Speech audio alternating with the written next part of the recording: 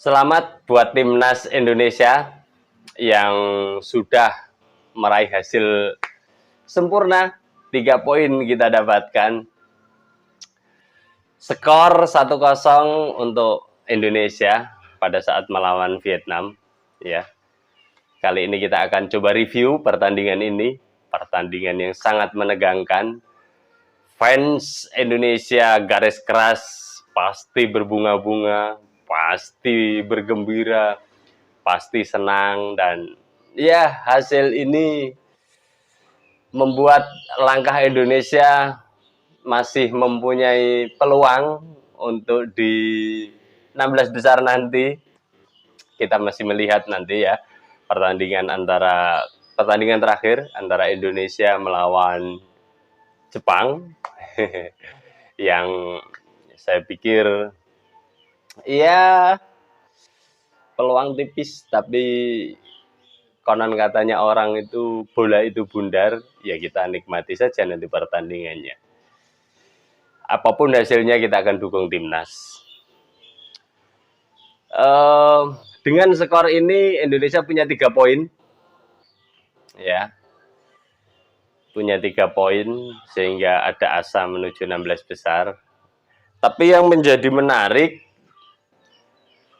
pada pertandingan ini, saya terutama dibuat surprise oleh pelatih timnas Indonesia Sintayong dan 11 pemain yang di lapangan. Saya belum pernah melihat ya organisasi permainan pressing ala Indonesia yang sebagus ini. Nggak tahu. Mungkin teman-teman merasakan atau melihat itu atau tidak. Meskipun yang lawan kita adalah Vietnam, yang konon katanya ya masih Asia Tenggara, karena memang berasal dari Asia Tenggara, tapi memang levelnya juga 11-12 lah sama timnas Indonesia, dan menjadi salah satu derby di Asia Tenggara ya, yang saling mengalahkan. Tapi kayaknya akhir-akhir ini timnas Indonesia sangat kesulitan meraih kemenangan melawan Vietnam ini. Makanya hasil positif ini akan sangat bermanfaat, bermakna bagi timnas Indonesia. Ya. Pressingnya luar biasa, terutama di babak pertama. Hampir sama sekali pemain Vietnam tidak bisa berkembang. Ya. Bola hanya diotak-atik, dioper di area Vietnam saja.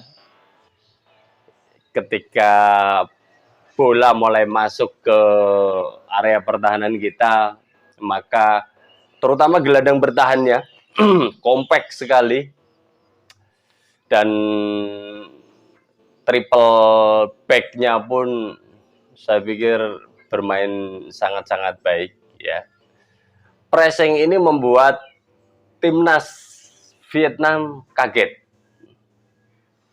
bingung, tidak bisa mengalirkan bola mungkin seperti sebelum pertandingan sebelumnya saat melawan Indonesia. Iya, ada bola di press, sesekali membuat pelanggaran, tapi pelanggaran yang profesional saya pikir tidak masalah, itu bagian dari strategi dan permainan sepak bola. Dan itu menjadi nilai plus, ya, nilai plus saat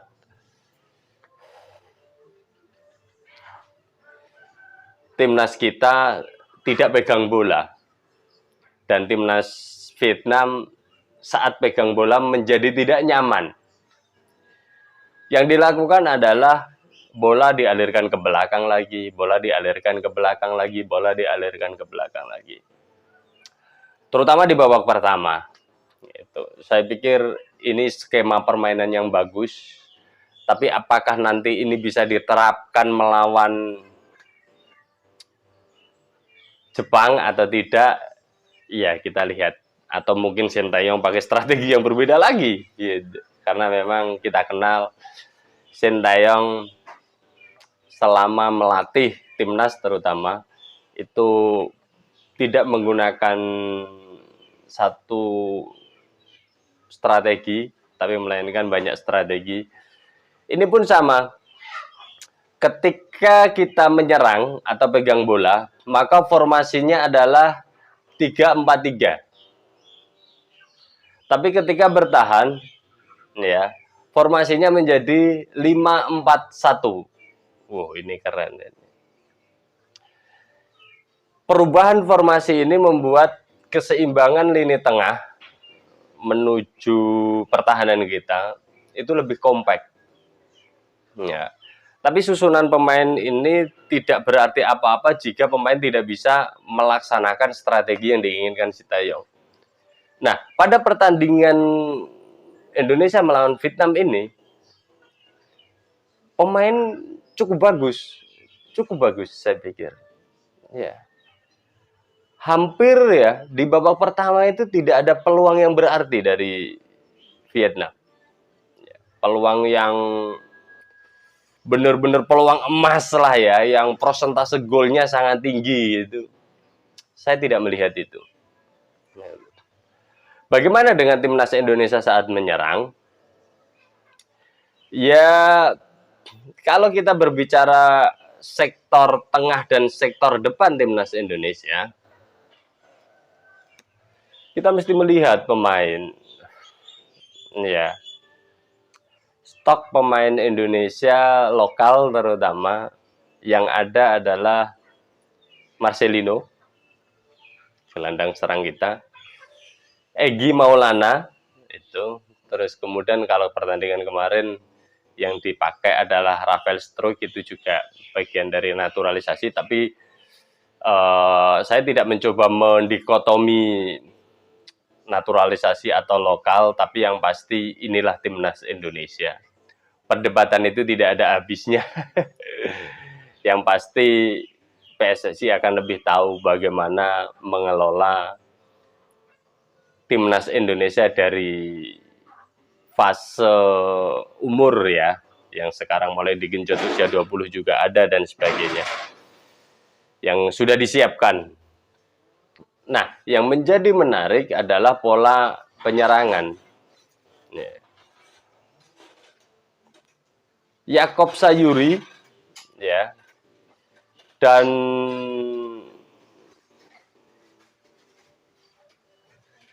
siapa namanya, Pratama Arhan itu. Oh, itu keren banget itu. Permainannya dari menyisir dari sayap, mengcover, kalau Pratama Arhan mengcover Marcelino, terus kemudian Yakob Sayuri secara bergantian mengcover Egy Maulana. Itu menjadikan permainan kita lebih hidup. Ya. Meskipun saya melihat mentality pegang bola, bukan mental ya saya pikir ya, ini lebih ke skill kayaknya. Iya. Jadi cara melindungi bola itu ya, kalau kita indikatornya adalah pemain-pemain yang kelas wahid di Asia, misalkan timnas Korea Selatan, timnas Jepang, ya saya pikir masih di bawah kelasnya. Tapi paling tidak one to touch-nya, ya, mental untuk memberikan umpan dan sebagainya sudah mulai hidup meskipun belum sempurna. Makanya kemenangannya kan hanya 1-0. Ya. Bola-bola jadi itu lebih ke direct umpan ya, dari center back ya, ada Sandy Walsh, terus kemudian ada apa namanya, ada pemain center back yang tengah itu, saya lupa namanya. Nah, itu bola-bola itu lebih menghidupkan, terutama saat awal kejadian penalti, menarik sekali.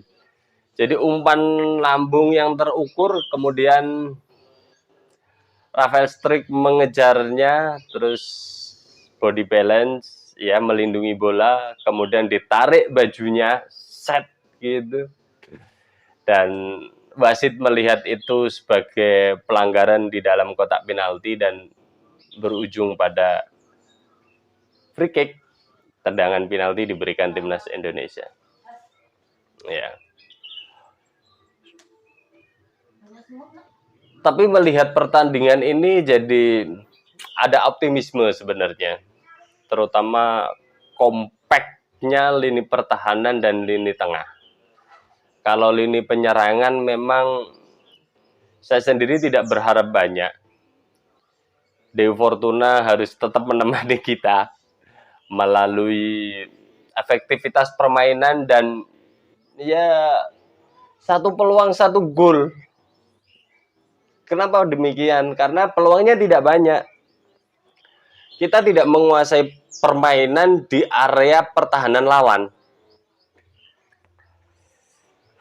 Jadi ketika dapat bola, serangan balik tentunya biasanya atau membangun serangan dari build up dari belakang ya ke depan.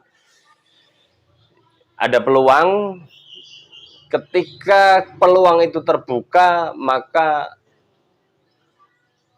shoot on goal-nya harus keren. Ya minimal merepotkan penjaga gawang atau kemudian terjadi hiruk pikuk di depan gawang sehingga ada bola liar yang akan menjadi gol. Ya. Tapi permainan timnas ini saya pikir untuk di level Asia Tenggara kita sudah bisa berbicara banyak untuk di level Asia Tenggara. Untuk di level Asia saya pikir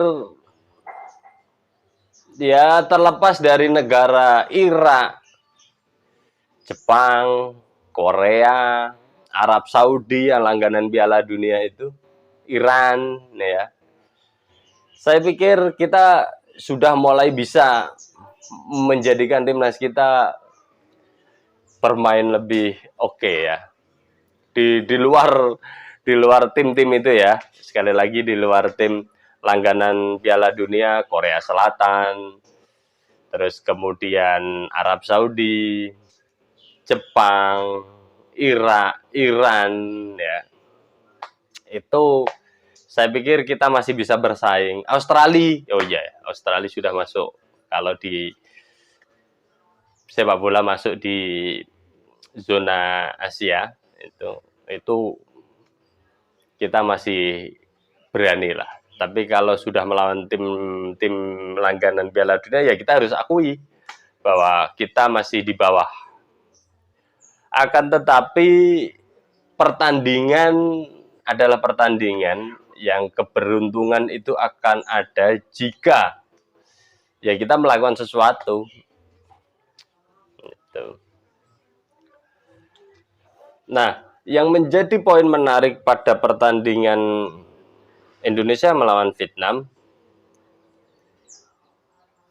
pemain Vietnam tidak bisa berkembang pada babak pertama. Babak kedua relatif bisa berkembang karena memang cara bermainnya dirubah atau Vietnam merubah cara bermainnya sehingga tim ini lebih berkembang.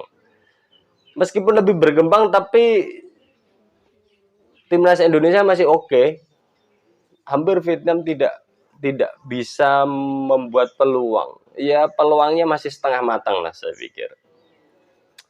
Begitupun juga Indonesia. Jadi kalau pertandingan ini dinilai dari sisi permainan, dari sisi strategi, sebenarnya timnas bisa dikatakan lebih baik.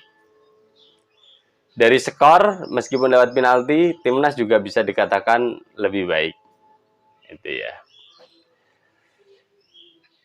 Nah, yang menjadi menarik adalah apa yang akan dilakukan timnas di pertandingan nanti. gitu saat melawan Jepang. Mungkin kita akan bikin prediksi pertandingannya pada video selanjutnya ya. Saya menyoroti Marcelino. Marcelino ini memang skillnya di atas rata-rata dan fisiknya juga oke saya pikir. Bermain 90 menit dia dengan intensitas seperti itu, endurance-nya saya pikir luar biasa. Bermain oke lah ya. Beberapa penetrasinya pun saya bilang oke. Salah satunya di menit keberapa? Hampir 90 ya. Yang akselerasinya dijatuhkan pemain Vietnam, terus kemudian membuat pemain Vietnam dapat kartu kuning kedua sehingga membuahkan kartu merah, dan itu secara tidak langsung timnas Vietnam ya kekuatannya berkurang karena satu pemain sudah di kartu merah. Itu. Dan yang patut dilihat lagi adalah Hernando ya. Salah satu penyelamatan tendangan bebasnya itu juga luar biasa. Tepisannya sudah mau masuk ya. Artinya tendangan bebas dari sektor kiri, terus kemudian diarahkan ke gawang dekat, ya, tiang dekat. Terus kemudian melalui antisipasi yang oke, Hernando juga mengambil peran itu sebagai penyelamat timnas sehingga tidak kebobolan. Saya tidak melihat kemampuan dari Egy ya. Egy Maulana saya pikir ya bermain rata-rata lah, tidak menonjol dan belum bisa menunjukkan permainan terbaiknya. Dan kita harus akui ini level Asia ya. Ini level Asia sehingga pemain-pemain dengan kualitas Asia saling menunjukkan kemampuannya pada pertandingan, dan ya level itu ternyata menentukan. Itu. Sekali lagi 3-4-3 dengan sayapnya terutama yang saling bahu-membahu. Di kiri ada Arhan Pratama, terus kemudian sama Marcelino, terus kemudian yang di sebelahnya ada Egy, kemudian ada Asnawi, terus kemudian Yakob ya. Saya pikir itu bermain lumayan baik ya.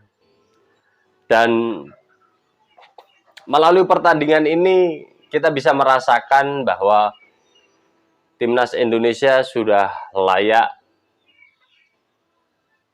untuk berbicara di Asia Tenggara.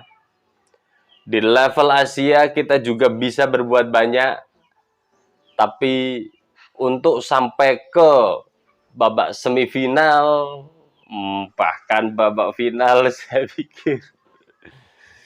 pikir ya masih belum saatnya lah. Kita harus bersabar kayaknya. Ya, dengan melihat kekuatan ini ya, timnas Indonesia harusnya bisa berbicara di 16 besar. Dengan kekuatan ini dan dengan keberuntungan. Pemain-pemain yang relatif bagus saya pikir muncul. Oh iya, saya ingin mengomentari tentang Hoki Caraka. Ya. Pemain 19 tahun dipercaya sebagai super sub, pemain pengganti, dan dapat 2 peluang. Satu peluang yang saya pikir peluang emas, yang satunya lewat luar kotak penalti, tendangannya masih bisa ditangkap, dan beberapa kali pegang bola bagus, tapi umpannya masih ya, kalau ini berbicara soal mental dan skill juga mempengaruhi. Hoki Caraka masih harus berlatih, belajar lagi, mengasah permainan di area kotak penalti saya pikir untuk bisa menuju ke level Asia. Itu. Dan Saya masih berharap Ramadan Sananta adalah menjadi pemain pembeda yang akan bisa memberikan warna pada pertandingan nanti melawan Jepang. Ya, karena beberapa gol dari Ramadan Sananta baik di Liga Indonesia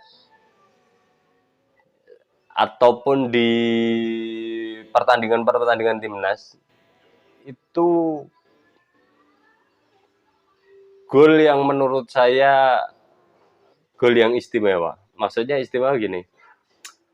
Jadi ada peran skill, ada peran insting, dan ada peran kualitas tendangan dan tandukan, sundulan, heading yang membuat gol itu. Jadi golnya gol-gol yang lumayan berkelas sebenarnya Sananta itu. Nah itu nanti bisa didengarkan oleh Sintayong, didengarkan untuk bisa memberikan gambaran, ya itu.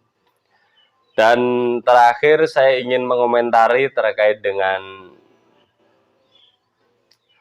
gol Mangku Alam, Asnawi Mangku Alam Bahar titik putih. Saya pikir ini keberanian dari Sintayong, ya, dan di dalam press conference-nya dikatakan, kalau saya tidak salah mengartikan, bahwa kenapa ditunjuk Asnawi, karena memang dia sebagai kapten harus punya tanggung jawab, dan tanggung jawab itu harus melekat pada dirinya, sehingga ketika ada titik krusial, baik berhasil maupun gagal, nanti dia tidak menyalahkan pemain yang lain. Maka saat terjadi free kick, tendangan penalti, Asnawi yang ditunjuk. Dan beban itu diemban sangat baik, golnya juga sangat berkelas, ya. Tendangan ke arah kiri, ya, pakai kaki kanan ke arah kiri, agak ke tengah, agak ke atas gitu. Dengan lewat punggung kaki gitu. Jadi bola itu melayang lurus, agak keras gitu ya. Ya, kan ada beberapa teknik tendangan penalti yang ya mungkin kita bisa melihat tekniknya, teknik yang saya pikir biasa saja, tapi memang kecepatan bola dan prediksi penjaga gawang dari Vietnam salah tebak sehingga gol terjadi. Tapi apapun itu, Asnawi punya mentalitas, ya, punya kegigihan dalam permainannya. Dan satu hal di dalam penalti ini, dia mampu mengemban tanggung jawab sebagai kapten, dan dia menendang dengan baik, menciptakan gol. Ya. Apa kesimpulan dari pertandingan ini? Timnas ini terus berkembang. Beberapa pertandingan uji coba sebelum dilakukan perhelatan Piala Asia ini, Sintayong masih dalam taraf coba-coba. Ya, mencoba formasi, mencoba pemain, mencoba lawan dan sebagainya.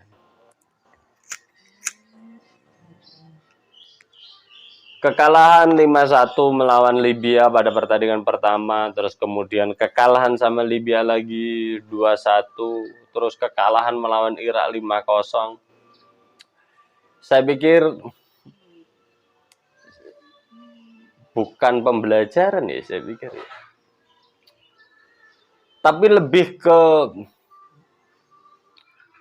Sintayong mengerti kekuatan dan kelemahan tim ini. Ya. Sintayong mengerti kekuatan dan kelemahan tim ini. Sehingga jika tim ini melawan tim besar, tim kuat, ya, maka strateginya seperti ini. kalau tim ini melawan tim yang seimbang ya secara kekuatan permainan, tim ini akan memakai formasi seperti ini. Itu pemahaman itu yang butuh waktu karena dinamika susunan pemain ya. Beberapa pemain naturalisasi masuk dalam waktu singkat ya, beberapa minggu sebelum perhelatan Piala Asia ini, sehingga Sintayong mencoba memahami itu lebih dalam. Mungkin juga disertakan data-data pada saat uji coba juga. Gitu.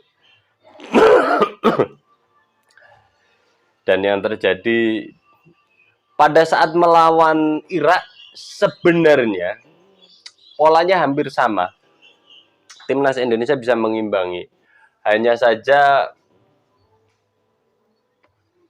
mental untuk bouncing back, memantul kembali untuk mengejar ketertinggalan dengan pertahanan yang dibuat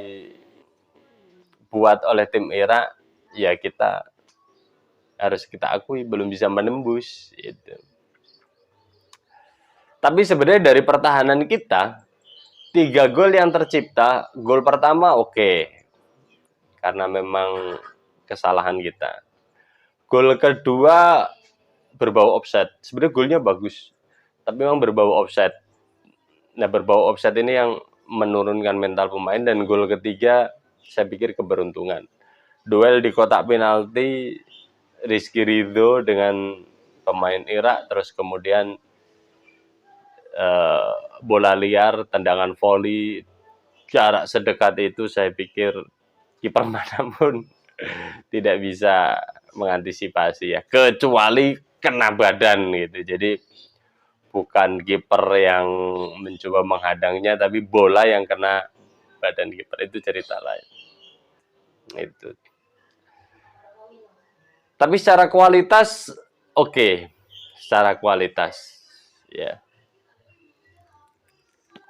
Hal yang menarik lagi juga kita bisa saksikan perbedaan uji coba dengan pertandingan saat perhelatan Piala Asia. Pemain yang di belakang, jika memang peluangnya tidak ada atau positioning dari pemain lawan langsung press depan, kiper melakukan tendangan lob jauhnya, tidak passing dari belakang. Hal ini dilakukan jelas untuk mengurangi kesalahan. Ya. Saat uji coba itu dilakukan terus dan beberapa kali terjadi kesalahan. Tapi di pertandingan yang resmi saya pikir ya harus main safety juga, main aman. Dengan begitu maka jika ada kesempatan build up lewat passing bawah oke, tapi kalau tidak ada kesempatan atau pressing sangat tinggi, sangat ke depan, maka lob jauh dari kiper menjadi alternatif. Dan ketika lob jauh ada potensi tandukannya kena pemain kita dan pemain kita bisa build up dari tengah. Gitu. Dan ini salah satu hal yang untuk meminimalisir kesalahan. Tapi overall timnas kita makin oke, makin baik, yang pasti makin dicintai. Dan satu pesan untuk PSSI, Sintayong wajib dipertahankan demi masa depan timnas Indonesia.